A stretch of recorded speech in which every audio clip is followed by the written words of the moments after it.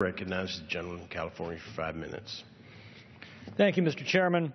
This amendment requires energy companies of all kinds to fund their own research and development programs rather than continuing to require taxpayers to subsidize this activity to the tune of $3.1 billion.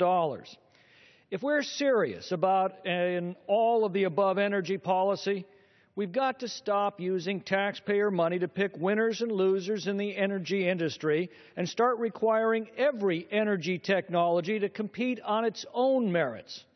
For too long, we've suffered from the conceit that politicians can make better energy investments with taxpayer money than investors can with their own money. It's this conceit that has produced a long line of scandals, best illustrated by the Solyndra fiasco. This research doesn't even benefit the common good by placing these discoveries in the public domain. Any discoveries, although they're financed by the public, are owned lock, stock, and barrel by the private companies that receive these public funds. Public cost, private benefit. That's called corporate welfare. That's what these energy subsidies amount to. My amendment protects taxpayers from being forced into paying the research and development budgets of these companies. It gets government out of the energy business and requires all energy companies and all energy technologies to compete equally on their own merits and with their own funds. Last year when we debated similar amendments, we heard of all the technological breakthroughs financed by the federal government, from railroads to the internet. And we heard promises of future breakthroughs from this massive expenditure of public funds. Well, I freely recognize that if you hand over billions of dollars of public subsidies to private businesses, those particular private businesses will do very well. I freely recognize that some of these dollars will produce breakthroughs that will then be owned by these private companies, and they'll do extremely well.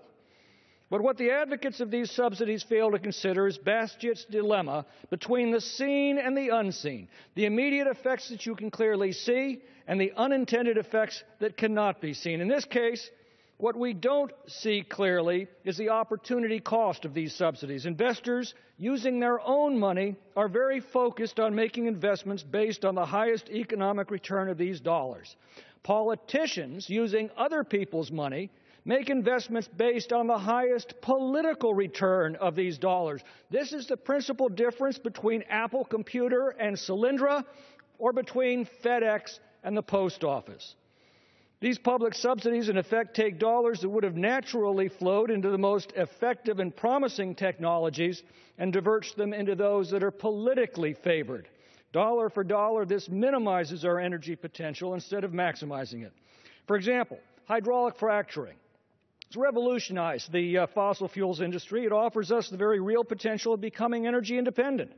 Well, after the 1973 oil embargo, the federal government began heavily subsidizing research on this technology. How did it work out? According to CNN, quote, between 1978 and 2000, the federal government spent about $1.5 billion on oil and gas production, research, much of it on extracting fuel from shale, according to a 2001 report from the National Academy of Sciences. But the process remained expensive and research faded as oil prices came back down in the 1980s. By the 1990s, this is still CNN talking, private industry began to step back into the business with new technologies, lower costs, leading to today's boom, end of quote. We were told last year that the little companies don't have the capital to develop their big ideas. Well, that's why there are private investors who can accurately evaluate those ideas and invest in the best of them. Government investment doesn't do that very well or very efficiently, and it's time we had done with it. I reserve the balance of my time. This time.